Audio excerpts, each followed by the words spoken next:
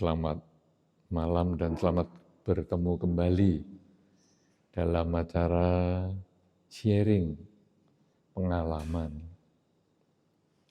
Pada kesempatan ini, apakah dari para wuso masih mau melanjutkan topik kemarin, yaitu bagaimana berbicara di tempat umum, atau mau mengajukan pertanyaan lain agar ada topik yang baru? Mau lain? Ya, kalau lain ya silakan bertanya toh, apa yang dimaui. Silakan. Dipinjamin mic, jangan dikasih mic. Kalau dikasih dibawa pulang. Pinjami aja.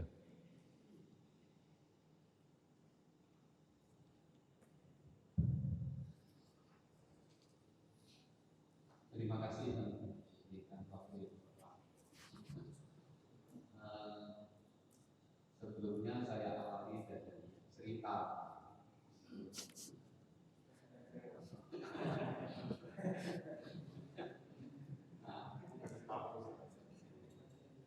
Jadi beberapa tahun yang lalu ada mendiang dari kakak. Sebelumnya pernah belajar meditasi di sini beberapa 10 hari dengan ponakan. Kemudian setelah dari sini kebetulan saya pulang malam, sempat diskusi itu 2 hari. Jadi apa sih sebenarnya karpe? Akhirnya kemudian ya beliau setelah diskusi itu mungkin apakah sedikit memahami atau bagaimana.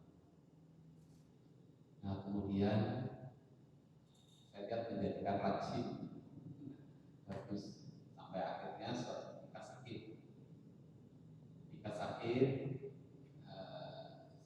di ruang ICU gitu kita ingatkan, oh iya ingat gitu terus lebih tenang, nggak berlelah. Kemudian sembuh. Setelah sembuh kemudian ya saya ingin menyiapkan diri saya agar tidak takut. Sampai akhirnya setelah ngomong ya saya akhirnya orang ini mau kemana? Mau ke sana. Masih khawatir tidak, takut tidak. Ternyata kemudian ya itu.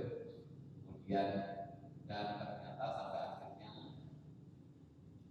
memang yang meninggal itu sangat tenang, seperti yang diharapkan, sangat tenang. Semua menyatakan bahwa bagus sekali. Nah, dari hal baik, saya juga suatu ketika sebenarnya ingin kapan saya bisa betul-betul mau latihan. Nah, yang ingin jika diperkenankan dasar-dasar dari Bante memberikan pelatihan pada para meditasi atau yogi, mungkin kalau boleh bisa diberikan gambaran sejauh bagaimana Bante memberikan teknis.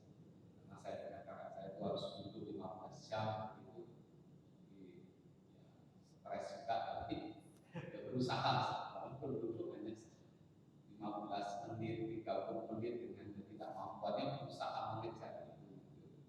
Tapi saya lihat banyak sekali manfaat ketika kemudian. Jadi saya sangat berharap bisa mendengarkan bagaimana memberikan teknik-teknik dan hal-hal yang bisa kita dengar bersama untuk latihan kita. Terima kasih. Baik, terima kasih atas kisahnya. Dan juga kisah nyata maksud saya. Dan juga keharapan untuk mendapatkan informasi tentang latihan meditasi di sini. Sebelum pandemi memang tempat ini digunakan latihan meditasi. Tempat yang 6 unit di atas itu adalah tempat para yogi tinggal. Tetapi karena kita memang benar seperti yang tadi disampaikan, minimal sehari 15 jam, jadi itu kadang hanya untuk tempat nyimpen tas. Ya, nah kemudian 15 jam ini tentu tidak langsung ya, tetapi dibagi menjadi per 30 menit dan sekali duduk atau sekali jalan itu 30 menit, kemudian dibagi menjadi 5 kelompok. Jadi 30 menit, 3 jam. 3 jam berhenti sebentar, kemudian 3 jam lagi, 3 jam lagi, dan seterusnya. Itu sebetulnya pembagian waktunya itu. Kenapa saya memilih 15 jam?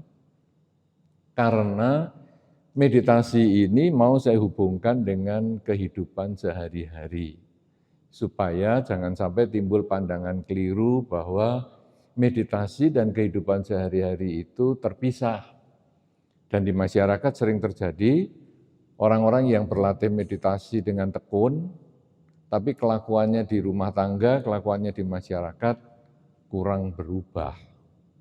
Nah, ini di sini saya mencoba untuk menggabungkan ataupun menghubungkan antara meditasi dengan kehidupan sehari-hari. Seseorang mulai dari melek mata sampai tutup mata malam, itu sekitar 15 jam. Jadi misalnya bangun jam 6 pagi, mungkin nanti dia akan istirahat sekitar jam 9 malam. Bisa lebih, tapi biasanya ya sekitar segitu. Ini yang untuk meditasi yang panjang, kita di bawah sini. Tapi kalau meditasi yang pendek, pengenalan meditasi minimal 8 jam.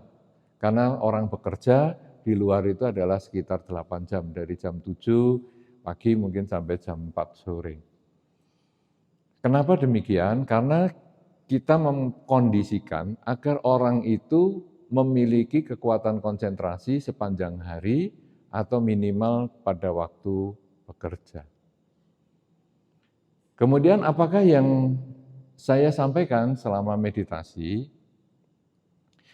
Meditasi itu saya hanya memberikan dasar-dasar cara duduk, cara jalan, dan cara berdiri. Tidak diajarkan cara berbaring, walaupun itu merupakan salah satu posisi meditasi. Duduk, berdiri, dan berjalan. Kemudian selain posisi adalah objek. Objeknya boleh pernafasan, boleh menggunakan hidung atau perut, boleh mengulang kalimat, mungkin Buddha, mungkin semoga semua makhluk bahagia, mungkin kalimat-kalimat yang lain, silahkan. Kemudian, apakah yang diberikan? Nah, pada waktu meditasi jalan, kita di sini mengenal yang disebut dengan menggunakan magic carpet. Sebetulnya kata magic carpet itu karena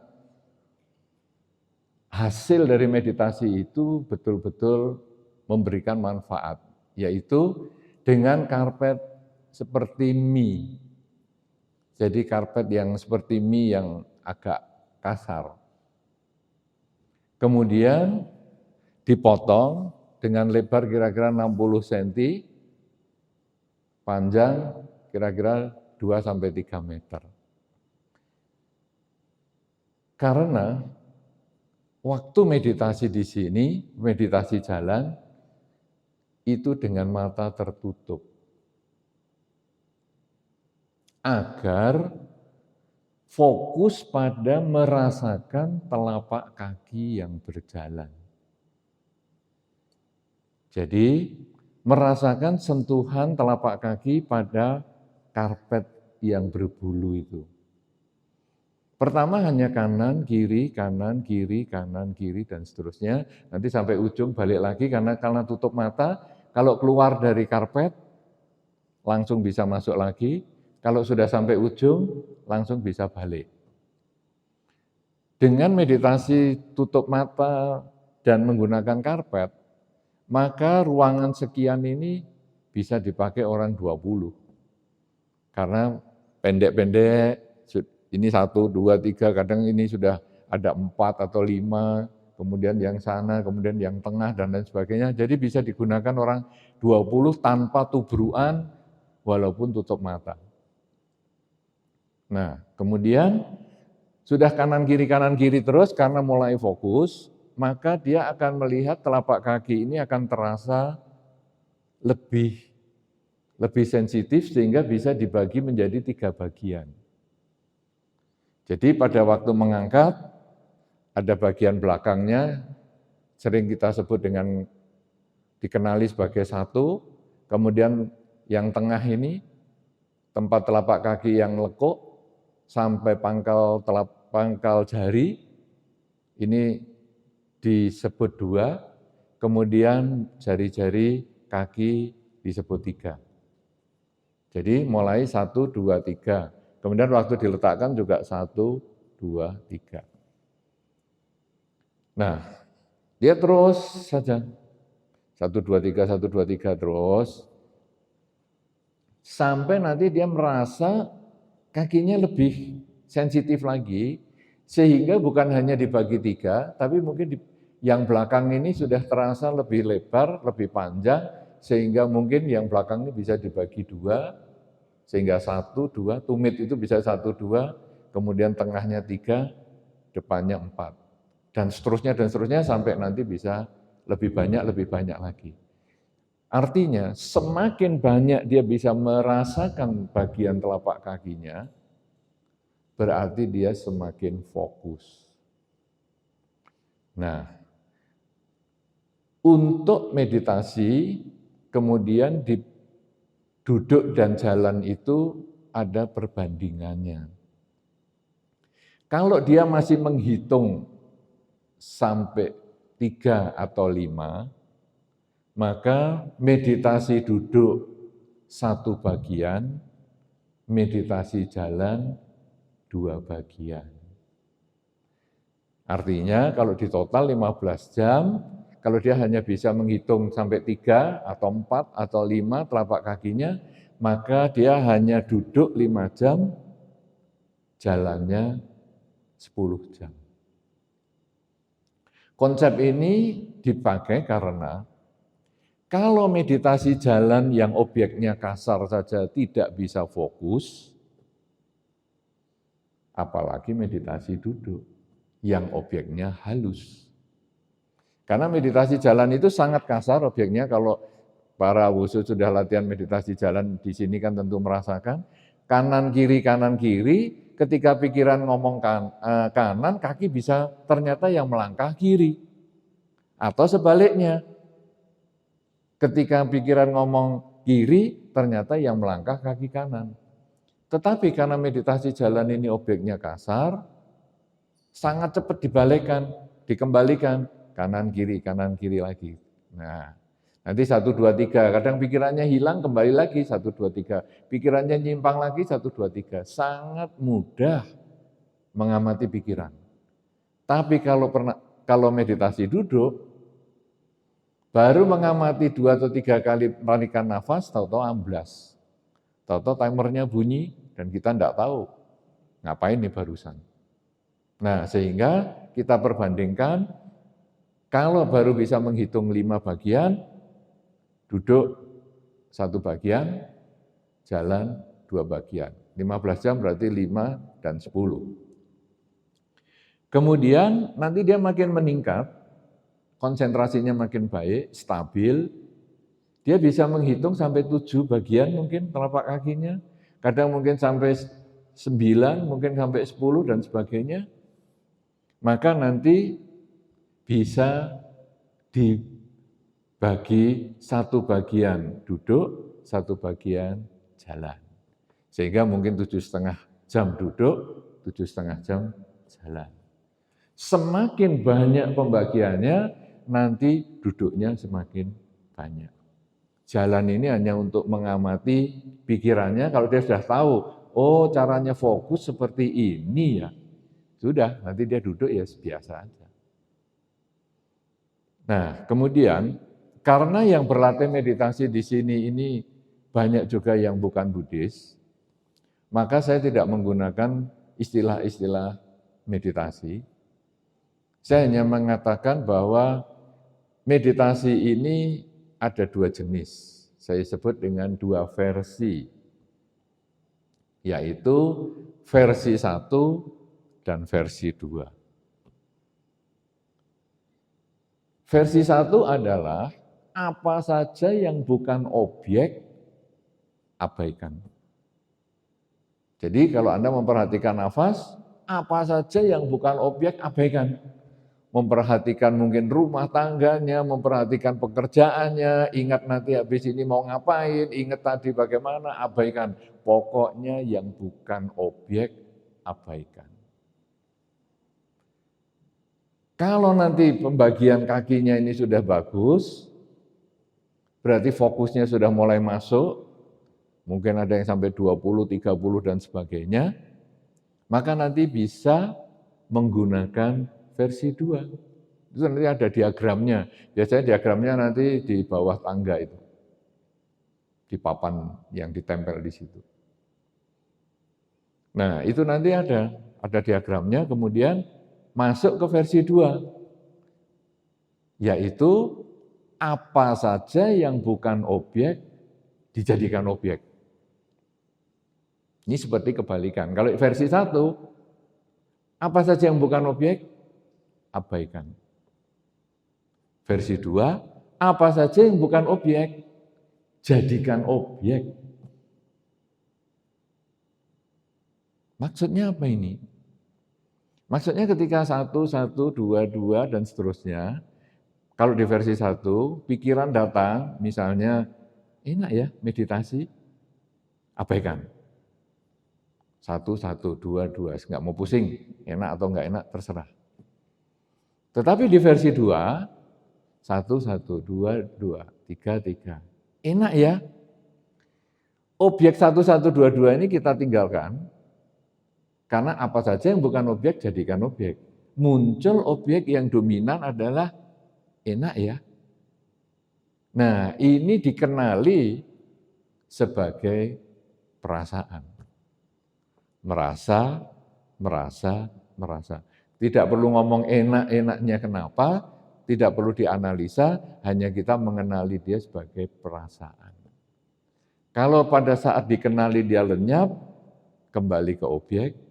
Tapi kalau saat dikenali itu masih ada, kita amati terus, dan kalau bisa diamati hanya sebagai perasaan-perasaan terus, ya tidak apa-apa, tapi kalau enggak, abaikan aja, kembali ke objek. Dan itu dilakukan terus-menerus seperti itu, sepanjang hari selama 15 jam. Kemudian nanti pagi ada acara chanting bersama. Tadi kan ada umat-umat beragama lain, betul. Tetapi karena chanting di sini ini pendek. Hanya 8 menit. Buddha Nusati, Dhamma Nusati, Sangga Nusati. Jadi Wandana, Tisarana, kemudian Buddha Nusati, Dhamma Nusati, Sangga Nusati, Sajagiriya. Itu 8 menit karena tidak direm. Jadi jedanya pendek. Nah, saya mengatakan, kamu yang beragama lain, kamu santai aja di situ. Kita namaskara, itu saya yang namaskara. Kamu mau ikut, enggak ikut, bukan urusan saya. Saya membaca parita, kamu mau ikut atau enggak ikut, itu urusanmu. Nah, jadi, tapi duduk di situ. Kenapa? Karena saya hanya 8 menit. Jangan sampai terlambat. Sering terlambat, bisa dipulangkan. Berarti orangnya tidak disiplin. Tahu jam saja tidak bisa disiplin, apalagi mau meditasi. Jelas tidak bisa disiplin. Nah, jadi mereka datang semua. Saya biasanya chantingnya mulai jam 6, jam 6 kurang 3 menit pasti sudah masuk. Lalu baca 8 menit, kemudian meditasi 30 menit. Bersama. Tidak dihitung 15 jam. Kemudian selesai meditasi baru kita diskusi seperti ini. Tidak ada konsultasi pribadi. Karena yang dikonsultasikan itu kurang lebih sama. Membuat saya males menjawab. Kalau sendiri-sendiri, bagaimana? Apa yang dialami? Bante susah fokus ya Bante. Oh, susah fokus. Begini. Dia orang lain lagi sana, bagaimana? Susah fokus. Ini diulang terus. Bagi saya itu pekerjaan yang memboroskan waktu. Bagaimana? Capek ya Bante ternyata meditasi. Ya, mau dipijat ya apa gimana? Kenapa? Karena orang kedua akan tanya lagi. Saya tanya, bagaimana? Capek loh Bante. Nemui orang yang pertanyaannya sama terus itu bagi saya membosankan. Jadi saya kumpulkan gini aja. Ya, siapa yang mau tanya nih, sudah habis meditasi? Aduh Bante, ternyata meditasi kok lebih lelah daripada nge-gym ya Bante. Oke, karena memang melelahkan, tapi ya kita harus berjuang begini. Apalagi kamu baru hari pertama dan seterusnya dan seterusnya. Jadi nanti orang yang ngalami yang sama, sudah nggak tanya lagi. Nanti kalau tanya Mas Omelin, nggak denger ya tadi ngomong itu. Ngantuk ya. Nah, jadi saya sudah selesai satu urusan. Kok nggak bisa fokus Bante? Nah, perbanyak jalan dan seterusnya dan seterusnya. Jadi pertanyaan kan kurang lebih selalu sama. Waduh Bante saya melihat cahaya. Itu versi 1 atau versi 2? Versi 1 abaikan. Karena di dalam versi 1 ataupun di dalam meditasi, kamu hanya punya 3 gerakan. Yaitu menegakkan punggung, menegakkan kepala, menelan ludah. Jadi di dalam teori komunikasi itu, kita jangan memberikan larangan. Jangan bergerak. Pikiran itu akan berpikir bergerak dulu, baru dihapus. Itu membuat dia berpikir 2 kali. Jadi, saya hanya memberikan yang boleh. Selain yang boleh, dilarang. Menegakkan punggung, menegakkan kepala, menelan ludah. Bagaimana Bante kalau saya gatel pengen garuk-garuk? Itu termasuk menegakkan punggung bukan? Bukan. Berarti boleh atau enggak? Iya Bante. Selesai itu. Daripada garuk-garuk. Saya pengen bersin Bante. Termasuk menegakkan kepala enggak? Bukan. Jadi boleh apa enggak? Iya Bante. Selesai itu. Jadi dikasih yang boleh, berarti yang di luar itu tidak boleh. Nah, jadi sekarang pada waktu diskusi itu sangat mudah. Waduh, Bante, saya melihat cahaya ini. Kamu versi 1, 2. Versi 1 Bante, apa prinsipnya? Apa saja yang bukan objek, abaikan. Sudah tahu sekarang yang harus dikerjakan? Tahu Bante, beres.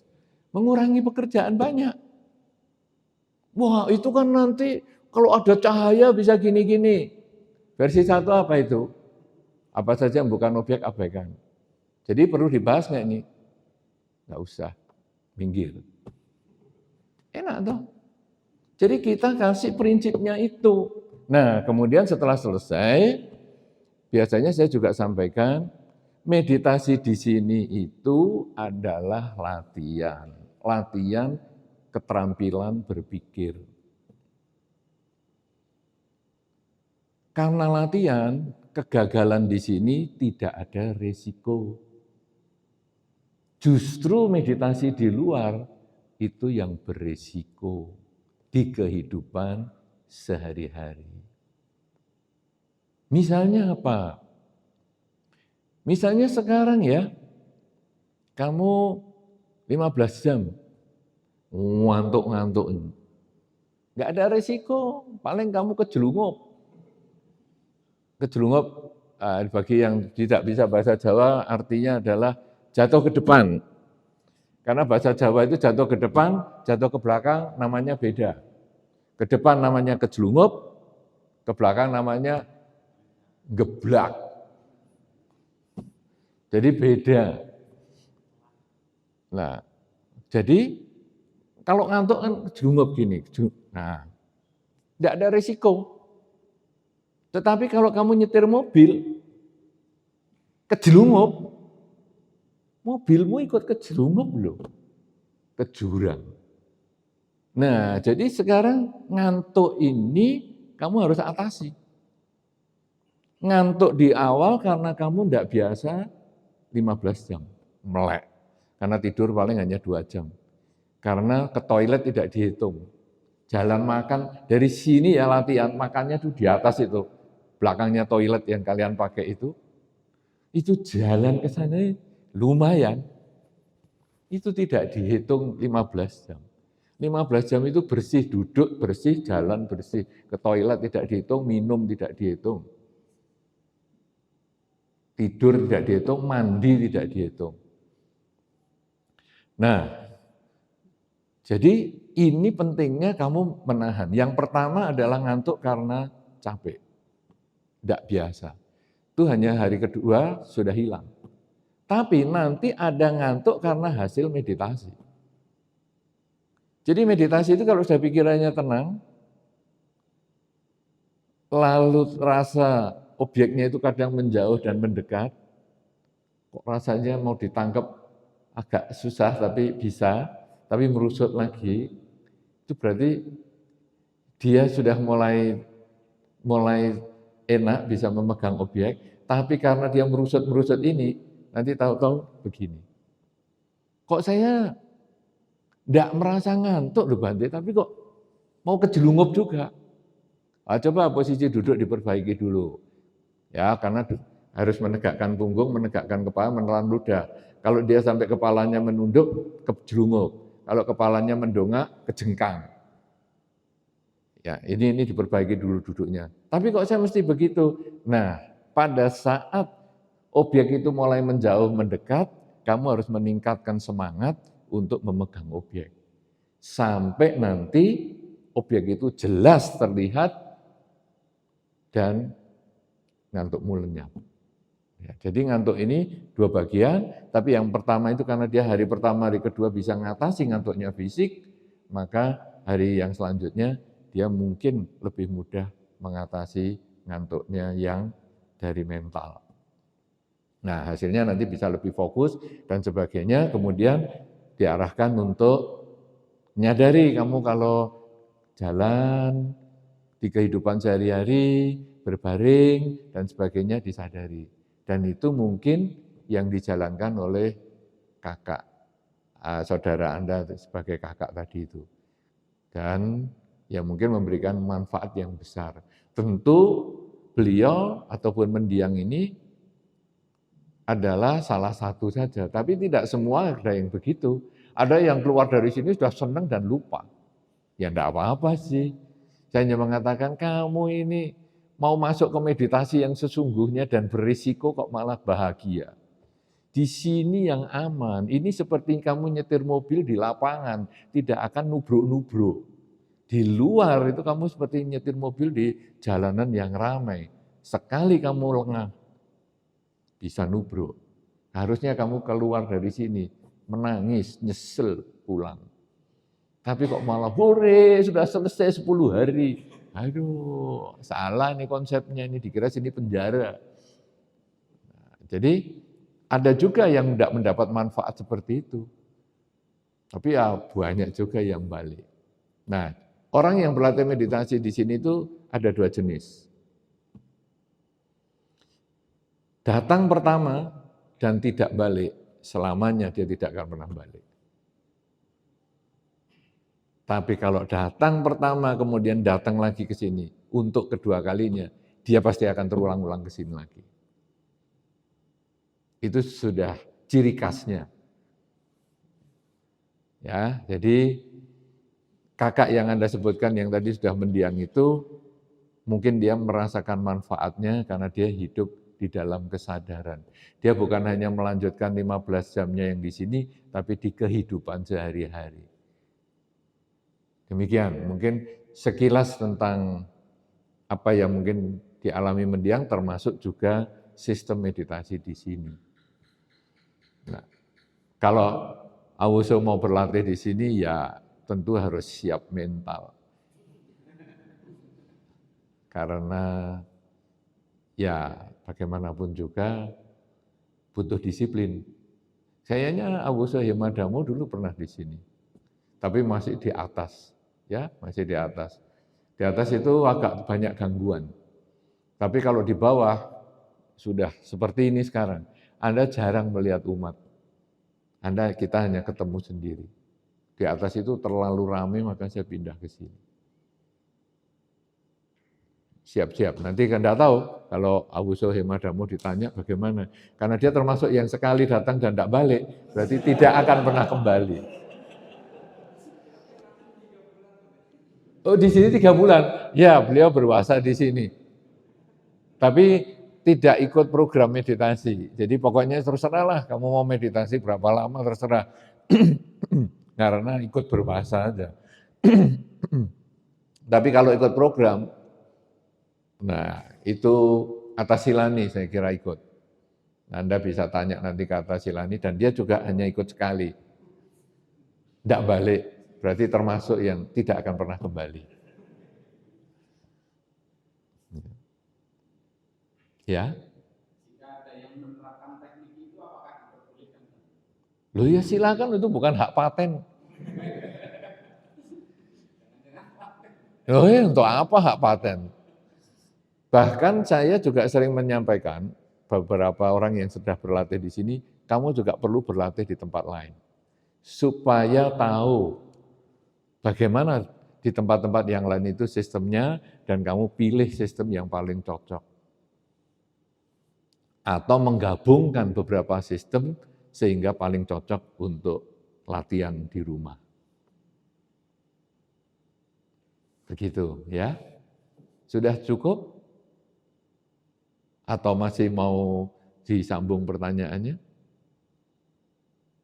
Cukup. Oke, pertanyaan yang lain silakan. Dipinjami mic.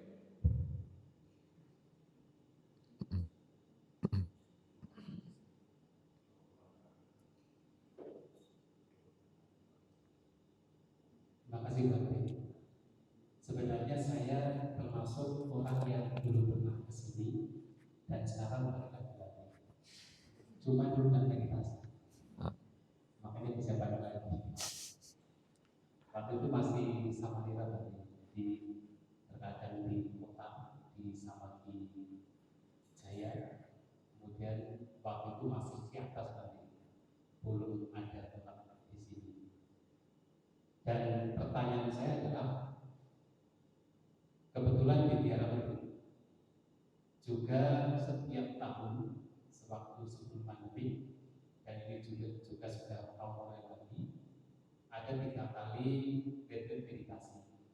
Hanya saja memang tidak lama, hanya full 1 hari, tetapi di hari Jumat malam datang meditasi, Sabtu full, kemudian Minggu sebelum makan siang selesai.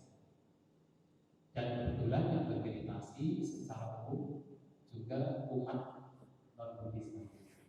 Malahan pernah 1 kali ada 53 peserta, yang Buddhis hanya 13. Artinya yang 40 peserta adalah dari non-Buddhis. Meditasi yang diterapkan di sana itu menggunakan istilah meditasi kesadaran, disingkatkan K. Dan kalau saya perhatikan itu adalah kalau di sini jenis yang kedua.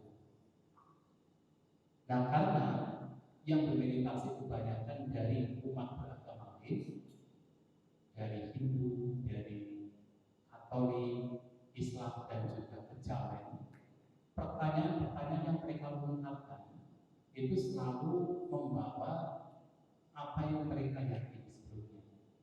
Misalnya seperti, waktu saya meditasi saya bisa berbicara dengan Tuhan. Kemudian juga apa bedanya cita rasa dan rasa, sebagainya, termasuk berbicara tentang roh dan sebagainya.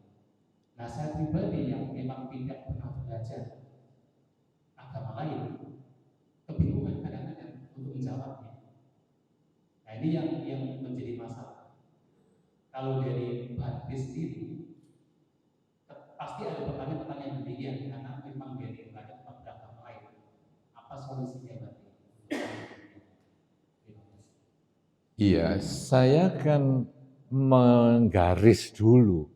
Saya kasih perimeter dulu bahwa kamu versi 1 atau versi 2. Jadi mau pertanyaan apa saja saya jawab di situ dulu. Itu pengalaman meditasi atau pengetahuan? Apa kamu tadi ngalami?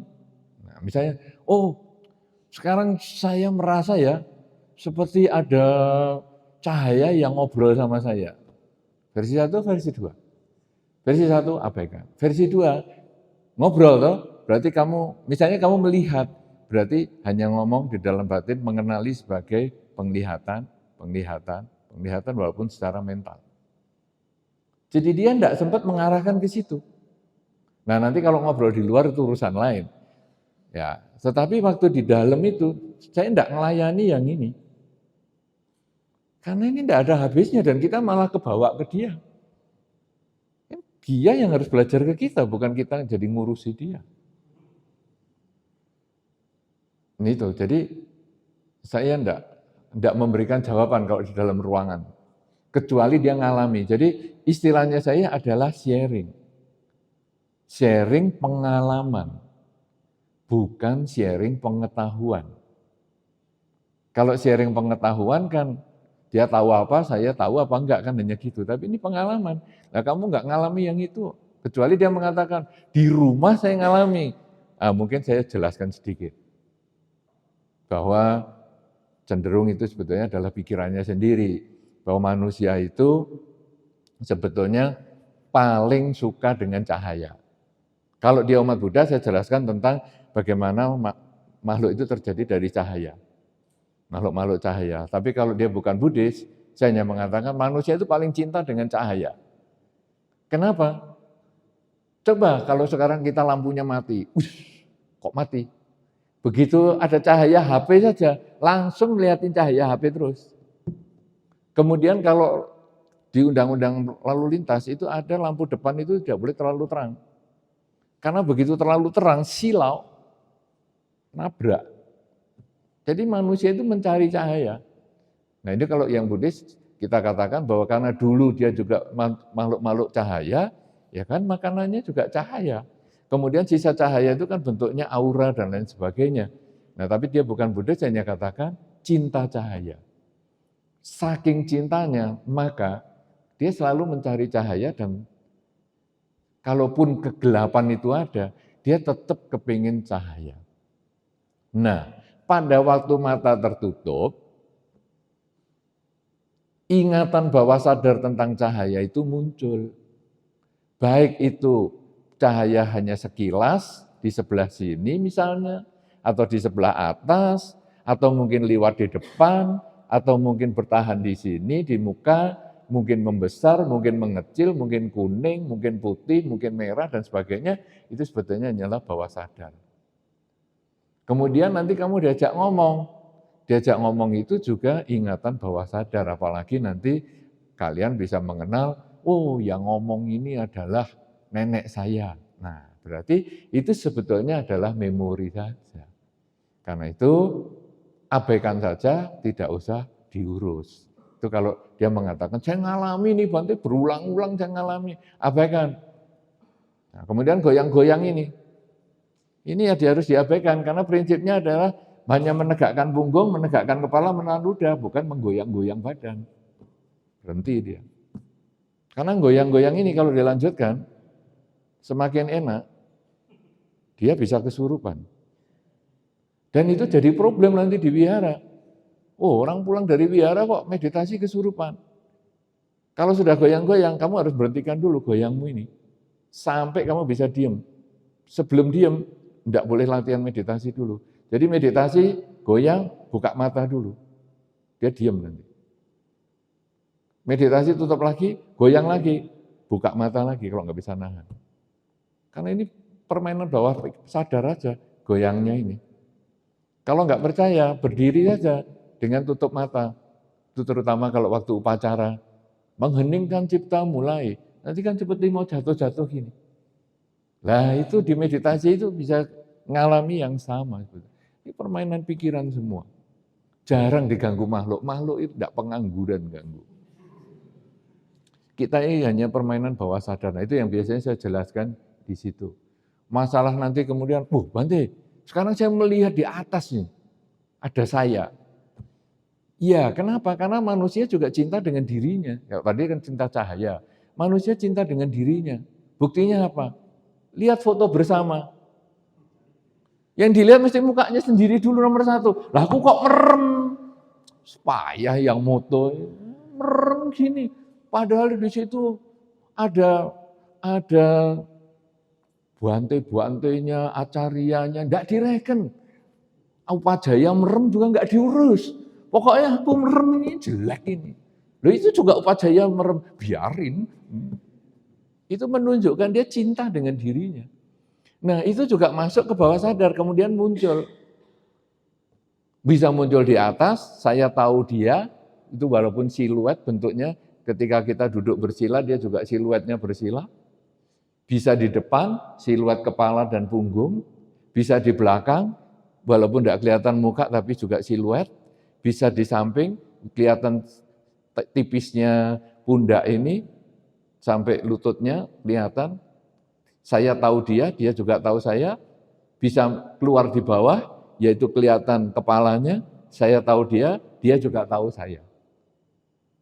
Itu hanya permainan pikiran, termasuk warna merah, hitam, kuning, putih. Wah itu kalau nanti di aliran di masyarakat itu ada, itu namanya roh-roh dari nyowo dari api warnanya merah, nyowo dari tanah hitam, nyowo dari air kuning, nyowo dari udara putih. Hitam, merah, kuning, putih, lor kidul, wetan, kulon. Itu nanti ada permainannya semua. Nah, tapi untuk apa ngurusi itu? Nah, jadi kita arahkan logikanya. Loh kok bisa warna merah? Oh, kalau kamu senang warna-warni berarti kamu ini sebetulnya ada kecenderungan suka seni.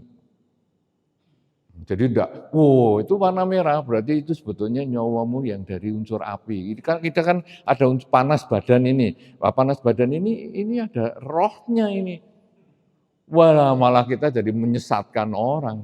Agama Buddha enggak ada itu, walaupun ada Mahabhuta.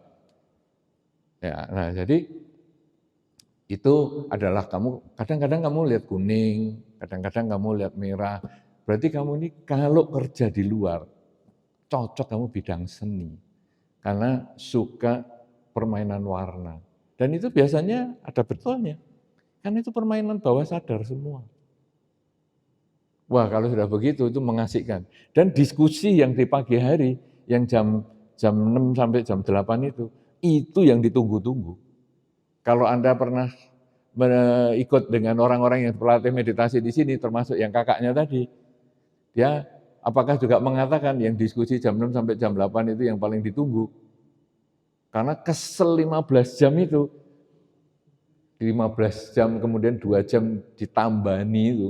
Ngakak-ngakak seneng dan mendapat hal-hal yang unik-unik itu. Wah, itu membuat semangat, terus meditasi lagi. Wah, walaupun ya kesel lagi, besok nunggu lagi jam 6 itu. Karena ya kita berbagi sharing-sharing pengalaman gitu. Pernah nggak kakaknya yang mendiang itu pernah cerita tentang pengalaman jam 6 sampai jam 8 tuh, meditasi itu? Hanya gitu ya. Oh. Nanti Anda boleh tanya beberapa yang mendapat pengarahan itu merasa, ini yang ditunggu.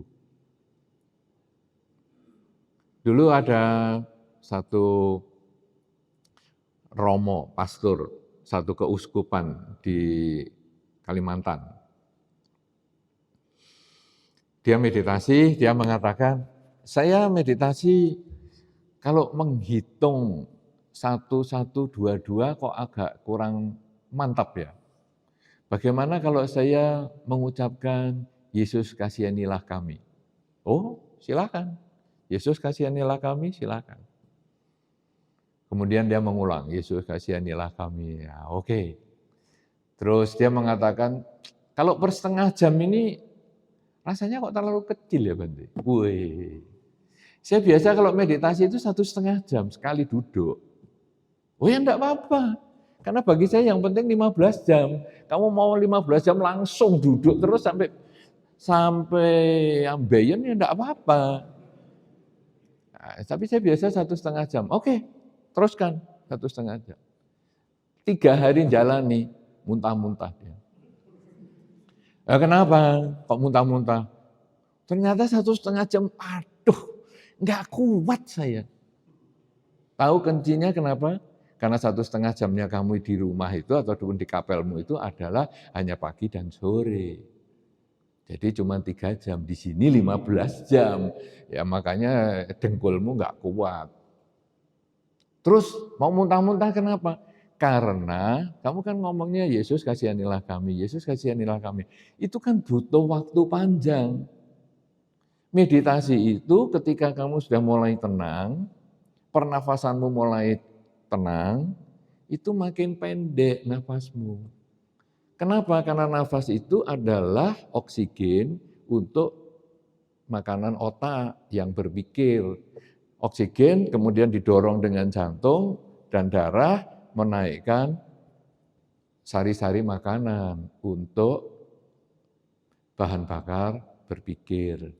Tetapi meditasi itu kan kita pikirannya cuma satu.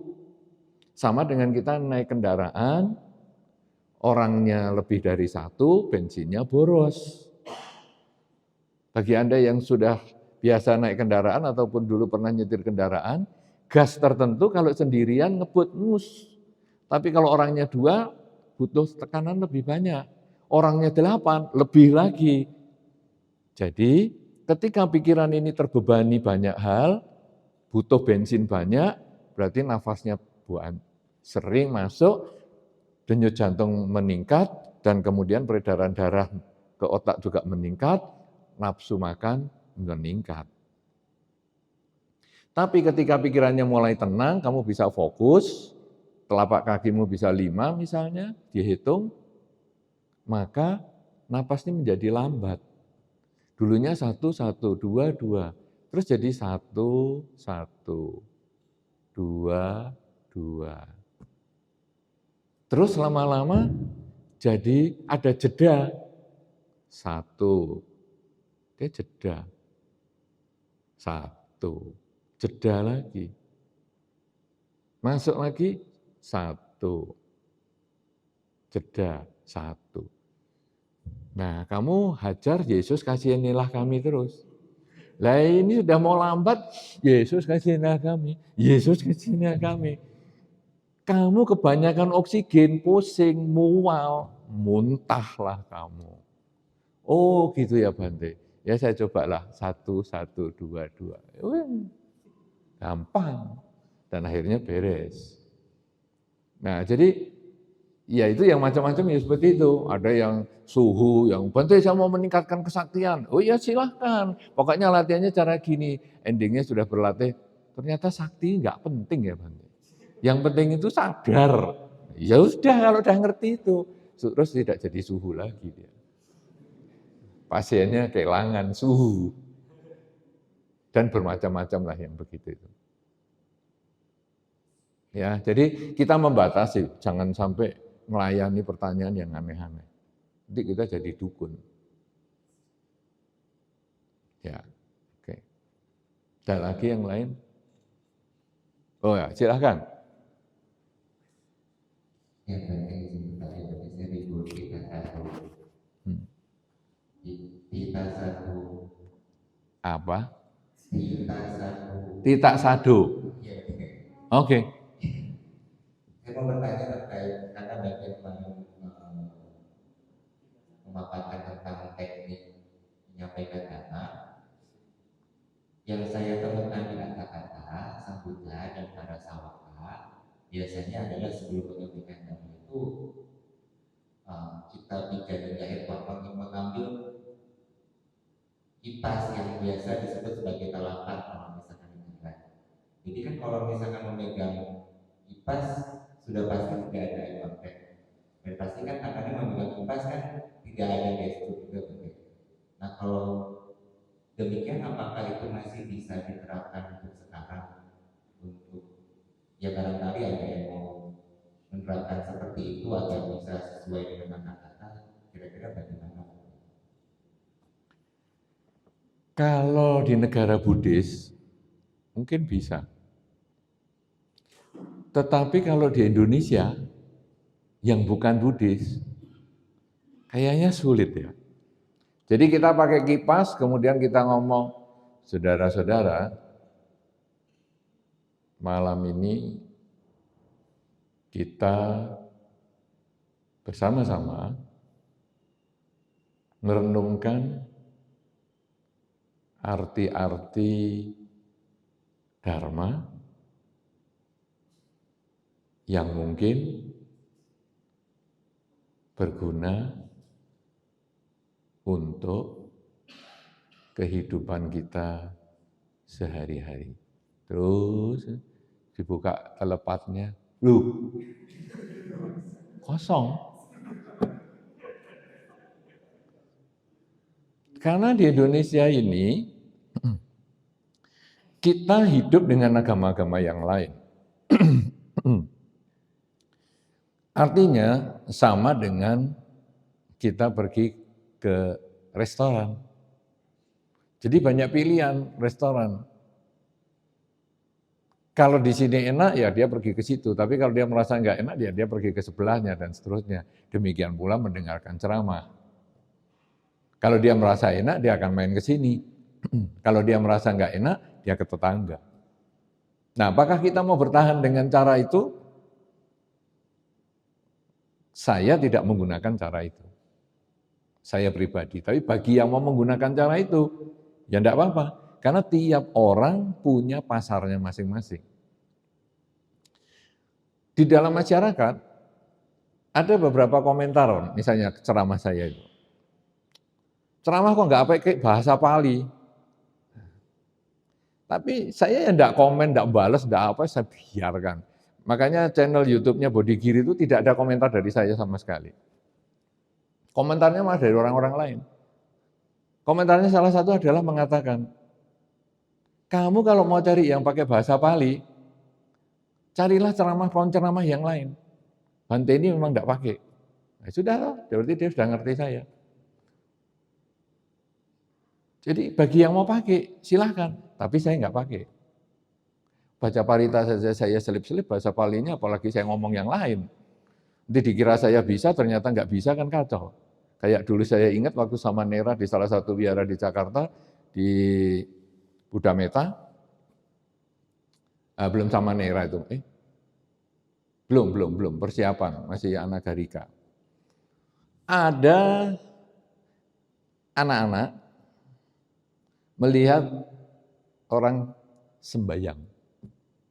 Kemudian anak-anak ini mengatakan, anak-anak dua, remaja atau ya remaja lah, dia berdua. Karania mata kusalena, oh yang tang pantang, padang abisameja, dan seterusnya. Wah, orang yang sembahyang ini kaget lihat mereka. Dan dikasih angpau. Padahal cuma Karania Meta Sutta yang dibaca. Biasa-biasa Karania mata kusalena, yang tang santang padang abisameja. Sako ujuta suhu ujuta. Wow, dapat angpau.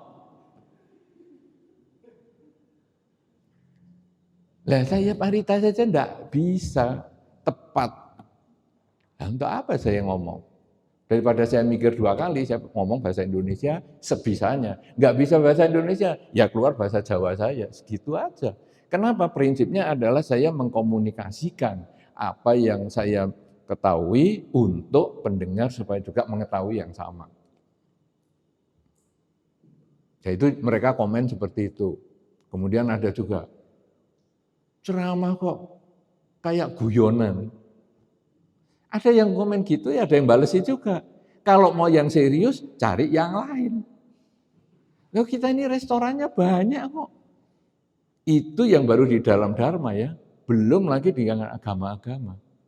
Di agama yang lain itu sudah pakai musik yang macam-macam. Kita kan kering banget. Ya untung ada salah satu Awuso kita yang pintar membuat lagu yaitu melangkah di jalan Dharma. Mana itu? Wah, ya, yang sangat lucu luar biasa.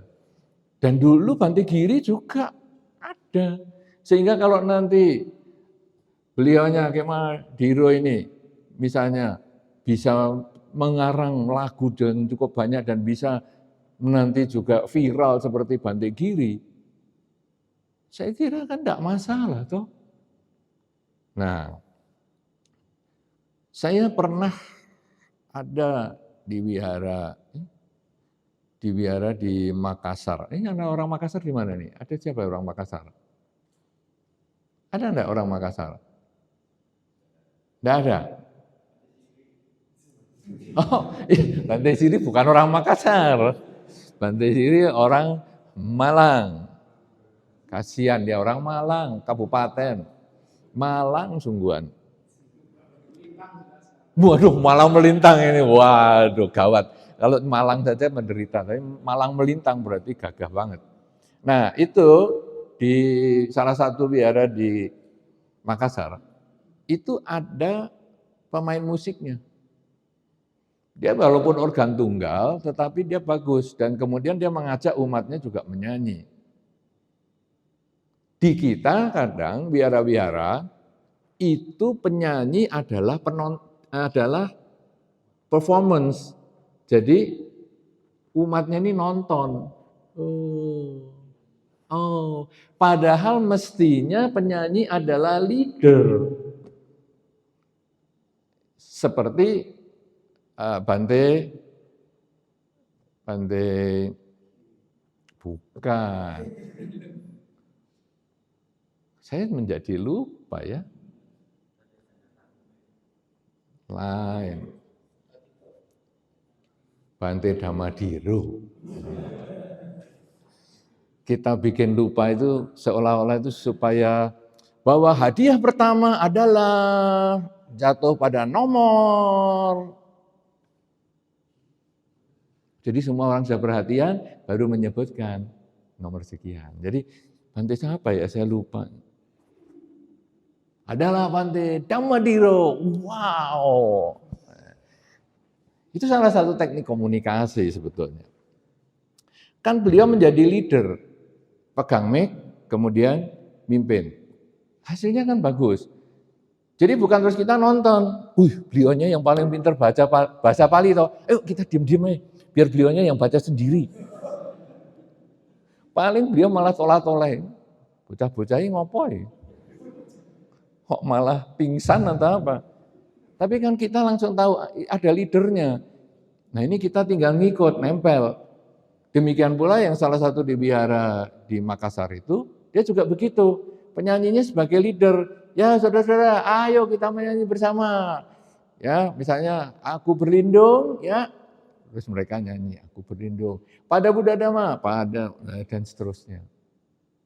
Nah kalau di wihara-wihara yang pernah saya lihat, semua nonton. Saudara-saudara, mari kita saksikan pemuda-pemudi Buddhis wihara ini akan menyanyikan sebuah lagu, yaitu Aku Berlindung. Terus kita nonton. Aku berlindung ini nih, terima kasih. Loh itu di gedung apa itu? Itu kan gedung pertunjukan. Mestinya, saudara-saudara, marilah kita bersama-sama menyanyikan lagu Aku Berlindung dengan dipimpin oleh tim paduan suara wihara. Silahkan. Nah ya itu yang paling sering. Tetapi kalau lagu yang lain kan tidak. Nah jadi itu sebetulnya mereka mimpin dan di tempat-tempat lain di agama lain itu mereka menggunakan cara itu. Kita kurang. Dharma ini luar biasa. Hebat banget. Sebetulnya waduh luar biasa. Kalau kita ya seperti Bante Panya sampaikan kemarin, kalau sampai kita ini merenungkan Dharma sungguhan ini netes air mata sungguhan. Wih, kok ada ya? Ada orang yang bisa menemukan yang beginian. Hebat, Pol. Kita kepingin menyerangkan yang hebat ini kepada orang lain.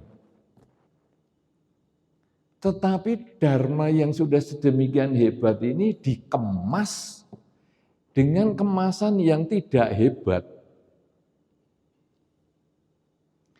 Itu sama dengan kita ini beli sabun atau dapat sabun tapi sabunnya lecek bungkusnya. Yang satu sabunnya masih baru tapi lecek karena perjalanan kurir. Satu sabunnya ini sudah expired, nggak sepiro wangi, tapi masih mulus bungkusnya. Kita kadang-kadang lalu memilih yang bungkusnya mulus, walaupun kurang wangi. Yang wangi ini adalah bungkusnya, padahal yang untuk mandi ya bukan bungkusnya. Tapi ya itu tetap seperti itu. Namanya manusia itu kan masih melihat fisik. Demikian pula dharma, indahnya luar biasa, sangat bermanfaatnya luar biasa. Tapi kadang kemasannya. Nah, kemasan apa ini? Misalnya, salah satunya disiplin. Disiplinnya kurang. Kebaktian ya mulai jam 7. Oh ya. Tapi mudah-mudahan ini sudah mulai baik di berbagai tempat, tapi tentu kalau para abuso ada pembinaan di tempat-tempat lain, ada yang cerita masih mungkin seperti ini. Kebaktian sudah mulai jam 7. Loh ini sudah 7:15. Sebentar, nunggu yang belum datang. Pernah hadapi itu? Pernah ya? Sering, hari ini tahun 2023 masih itu. Waduh, tunggu ya, ini masih ada yang belum datang. Yang belum datang itu loh, masih tidur. Ini loh sudah datang 5 orang, nggak diurus. Kita ini kurang disiplin. Jam 7 mulai, jam 7 baru 2 orang. Yes, 2 orang ini yang baca parita. Karena mulainya tidak disiplin, pulangnya tidak disiplin. Jam 7 sampai jam 9. Karena tadi mulainya jam 8, akhirnya selesainya jam 10. Akhirnya orang-orang itu merasa, aduh aku kalau pulang jam 10 kemalaman, wis enggak kebiara aja. Rugi. Hanya kemasan disiplin. Yang pagi juga gitu, yuk jam 9 kebaktian ya, sebentar lah nunggu ya. Tunggu 1/4 jam dulu, masih ada belum lengkap nih. Akhirnya selesainya juga mundur. Itu tidak disiplin dan akhirnya orang yang mau datang tidak jadi karena jamnya sudah maju mundur nggak karu-karuan. Selain disiplin mulai dan selesai, disiplin penceramah. Jadi kemarin sudah saya sampaikan penceramah harus bawa jam. Ini sekarang jam 9 kurang 1/4, berarti waktu saya tinggal 15 menit. Penceramah itu bawa jam. Kenapa? Diberi waktu sama panitia berapa lama atau pengurus biara. Nanti ceramah 30 menit aja. Oke. Nah, jadi selesainya itu pas. Nanti ini karena mau ada acara lain, ceramahnya 15 menit ya. Ya sudah 15 menit kamu aja ya yang ceramah.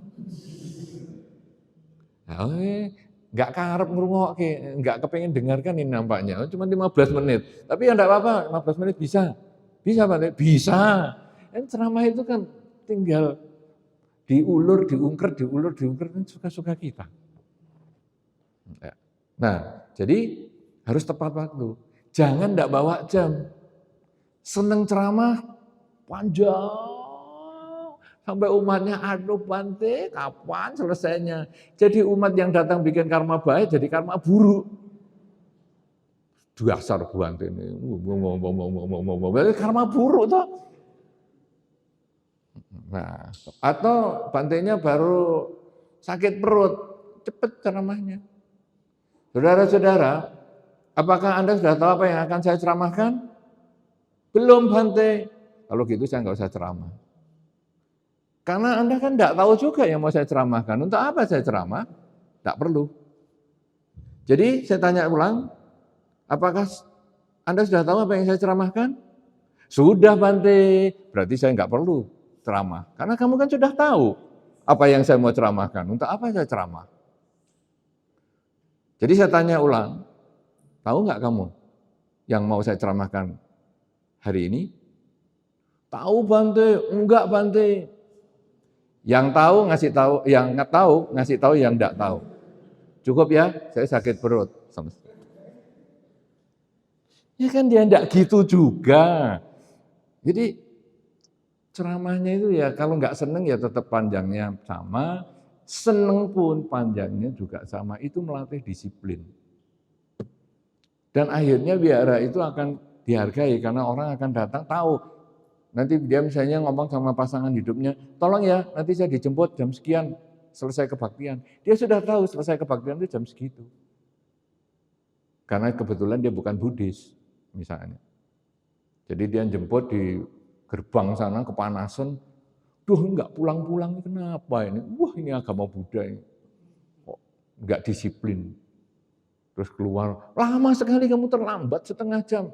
Lah itu tadi bantenya ceramah, bantenya nggak bawa jam ya, ceramah lama sekali. Ya lain kali nggak usah ke biara, rugi. Itu baru dari disiplinnya, belum yang lain-lain, kecuekannya, ketidakpusingannya karena merasa semuanya adalah karma. Jadi kamu bisa baca parita atau enggak urusanmu. Pokoknya aku sudah hafal ya aku sendiri. Padahal ya kalau dia nggak bisa baca kita tunjukkan bukunya. Ini loh. Atau kalau kita sebagai biku biasanya kita mengatakan, saudara-saudara coba itu dibantu, buka tuh buku halaman sekian tuh yang dibaca ini. Supaya dibantu. Ini kebetulan banyak umat yang baru. Jadi kita bisa potong sedikit supaya ada perhatian. Ya, kemudian bikunya juga kalau dikasih hormat ya bolehlah senyum. Ya, walaupun itu di dalam mungkin penjelasan juga disampaikan, orang kalau anjali sama kita enggak usah direken, enggak usah dianggap. Ya, itu di buku, tapi ini kenyataan di Indonesia. Dia kan dari latar belakang yang bermacam-macam. Ketika di anjali terus kita nggak lihat, namaskara juga nggak lihat, malah sampai diumumkan, namaskara ya Bante. Ya kalau kita menjawab sesuai keterangan ya silahkan sana. Emangnya gue pikirin kamu mau namaskara. Kenapa dia sampai ngomong gitu? Ini mesti ada sebab. Karena ketika di namaskara kadang kita ngobrol aja sama temennya. Bayangkan kita sebagai umat digitukan. Kita menjadi berjubah ini bukan kita menjadi tuan loh. Jangan jadi Petruk jadi ratu loh. Kalau Anda suka pewayangan, Petruk jadi ratu. Petruk itu adalah kalangan yang di bawah sebagai punakawan, jadi sebagai pembantu lah katakanlah gitu. Kemudian dia jadi ratu, jadi raja. Akhirnya dia salah tingkah. Nah kita pakai jubah ini jangan jadi Petruk jadi ratu, merasa jubahnya ini kita jadi raja, minta dihormati, minta dilayani, enggak begitu. Itu bukan caranya. Anda tidak memancing simpati orang, Anda tidak memancing simpati umat, akhirnya Anda menggoyahkan keyakinan umat dan Anda akan memalukan dharma, membuat umat pindah agama. Ketika di namaskarai, saya melihat beberapa orang itu di namaskarai dia ngobrol aja sama temennya. Ini ada orang namaskara, mbak ya dilihat atau oke, dikasih kalimat, semoga kamu bahagia, semoga semua makhluk bahagia. Selesai. Jadi dia itu lega. Bayangkan kalau kita sendiri sebagai umat itu kayak apa. Jangan lupa itu. Jojo jadi Petruk jadi ratu. Mau dilayani semua. Enggak, kita juga kerja. Ngangkat meja yang ngangkat sendiri bisa. Jangan terus umat. Nah umat sini kadang-kadang itu memanjakan. Kita mau nyapu aja, jangan nyapu Bante, jangan nyapu. Enggak apa-apa, saya mau olahraga. Biar aja kita nyapu. noto taplak. Jangan Bante, enggak apa-apa, mau cuma noto taplak aja. Apa ini mengganggu winaya? Kan ya enggak.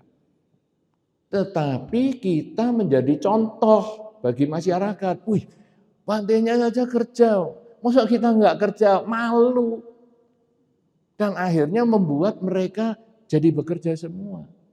Itu yang kemarin kita bahas pada yang pertama di atas itu, jadi membumi. Ya kita nggak usah ikut nyangkul, tapi misalnya, nyangkul, Bantenya ikut nyangkul, itu melanggar.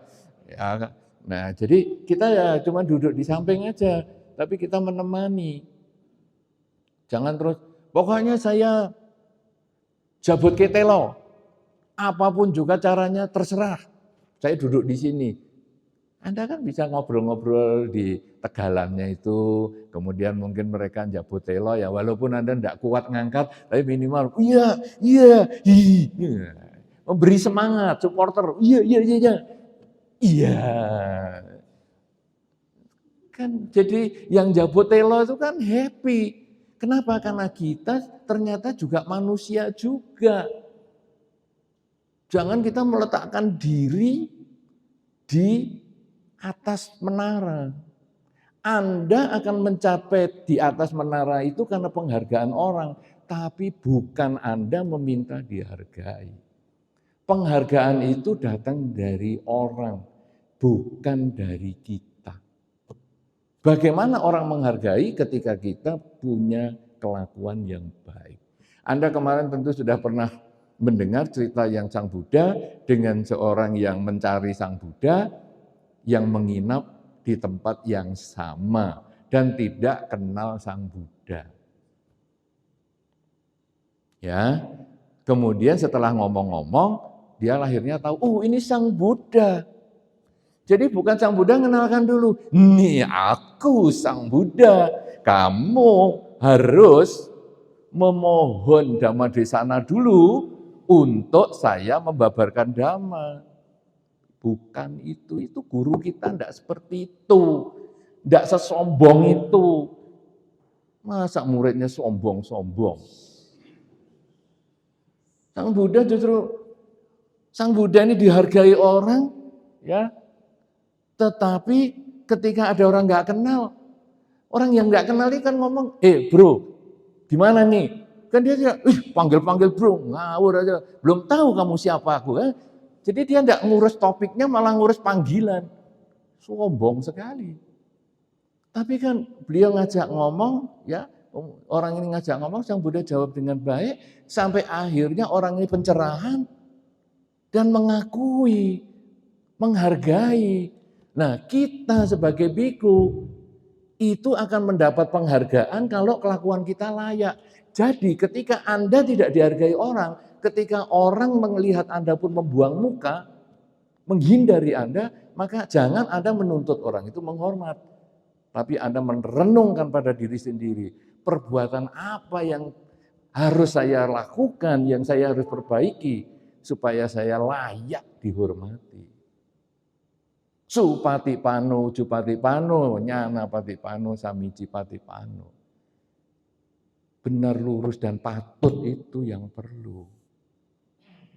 Nah, kalau kita kemudian menuntut orang menghormati itu namanya kita malah tidak menghargai diri kita sendiri. Orang akan menghormati di muka kita, tapi dia akan munafik di belakang kita, dia akan benci sekali. Bantenya ini datang-datang minta namaskara. Namaskara itu kan kemauan, kesadaran. Jadi nanti kalau dia sudah sadar, dia akan bisa. Jadi, ayo namaskara. Anjali dong. Ketemu Bante, anjali dong. Dia akan anjali sendiri kalau kita memang berperilaku layak. Tetapi apakah salaman tidak boleh? Boleh. Pak Lurah di sini ini ya salaman, masa saya maaf ya, enggak bisa salaman, sorry. Kamu enggak level, silamu itu berapa? Aku 227, ora pantes aku nerima tanganmu. Langsung diarani rata sama tanah. Maka beberapa umat lihat sama saya langsung, enak ya jadi umat non-Buddhis, bisa salaman sama Bante. Kenapa ya? Salaman yang menungso biasa. Yang jalankan sila kan saya. Lah orang lain kenapa harus mengakui saya? Orang lain mengakui saya kalau saya berperilaku yang baik. Bagi dia salaman pakai tangan itu sudah termasuk bagus. Saya pernah kejadian 4 menit. Minus 4 nih sudah. Saya pernah kejadian, saya ketemu dengan salah satu wali kota. Di depan umum ada panggilan, kemudian ya kita apa-apa ada kayak panggilan gitu, penghargaan, kemudian wali kota itu menyerahkan sesuatu kepada saya, dan dia ngajak salaman. Bagi saya salaman itu kan biasa. Oke, saya terima. Celakanya, dia maju kepalanya, cium pipi. Wow, itu seumur hidup saya baru sekali itu. Jadi pipi ketemu pipi. Brewoknya dia itu loh. Jambangnya dia itu cekik. Wah, itu muka saya kayak diamplas. Tapi ya sudah loh, dia wali kota ya. Masa, wih, gila nih. Ini acara di biara ya. Wah, tapi kalau wanita, maaf, enggak salaman dong wanita. Dan non-Buddhis itu tahu, bukan muhrim, dia tahu. Jadi oke, dia bisa. Tapi laki itu enggak bisa terima kalau kita enggak salaman. Oh enggak boleh ya? Kenapa? Kotor ya? Wah, kita dikira menghina. Daripada cerita panjang-panjang, salaman lah. Beres. Nah, jadi akhirnya kesan sombong di umat itu, dia sampai pengumuman, Bante, namaskara ya Bante. Tetap ngobrol. Lain kali belum tentu datang dia. Nah, jadi pertanyaan itu, apakah perlu telepat atau tidak? Ya, tergantung tempatnya. Itu ada desa mawa cara, negara mawa tata. Jadi daerah itu punya cara sendiri, di negara juga punya aturan sendiri. Di kandang kambing mengembik, di kandang harimau mengembik. Oh, berarti belum ngantuk, karena masih nyantol. Kalau di kandang kambing mengembik, dapat teman. Di kandang harimau mengembik, dimakan harimau. Di kandang kambing mengaum, kita dijauhi teman. Jadi di kandang kambing mengembik, di kandang harimau mengaum. Dengan cara begitu, kita akan selalu bisa menyesuaikan diri. Jangan main kaku. Itu prinsip saya ya.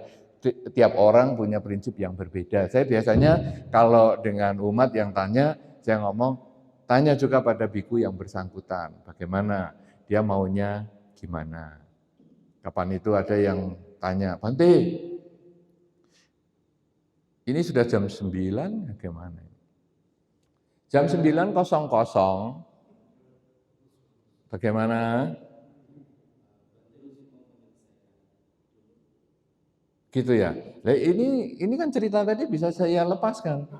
Saya jam 9.00 dulu. Bagaimana panitia?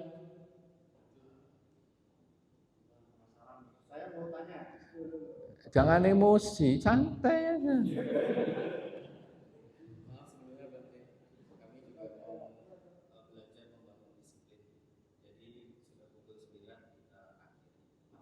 Oh, bagus.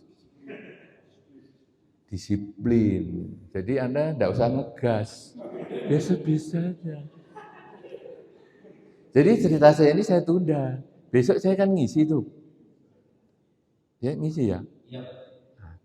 Besok dilanjut kalau saya masih ingat. Kalau enggak, besok ganti cerita lagi, enggak apa-apa, banyak cerita bisa dikasih. Ya, besok tanyanya ya. Baik, saya kira ini sekarang sudah 9.01. Saya harapkan apa yang kita sharingkan dalam kesempatan ini bermanfaat, terutama tentang teknik meditasi. Itu penting banget, yang mungkin bagi Anda bisa menjadi inspirasi untuk Anda lakukan di lingkungan Anda, kemudian tentang teknik yang tadi disampaikan, yaitu bagaimana kita membagikan dharma dengan cara-cara bagaimana minimal kita melatih disiplin, kemasannya itu kita bikin yang bagus, wihara jangan dibikin pating cerentel dengan pakaian yang aneh-aneh, jubah barang di sembarang tempat sehingga membuat terasa kotor, tai anjing di mana-mana, tai kucing di mana-mana, baunya tidak karu-karuan, itu betul-betul sangat-sangat mengganggu orang mau fokus untuk memuja. Kita sebagai samana itu kan sudah meninggalkan rumah tangga, kok ngingu anjing? Anjing itu apa dipelihara, malah bikin kotor. Ini tempatnya orang namaskara dikencingi. Jadi kita namaskara baunya kencing anjing. Ya, jadi kita harus hati-hati. Semoga kita bisa memberikan manfaat cerita-cerita ini dan bisa Anda bawa pulang ke tempat Anda masing-masing agar memberikan manfaat juga untuk Anda di lingkungan Anda. Saya kira demikian, saya kembalikan kesempatan ini kepada pembawa acara. Terima kasih.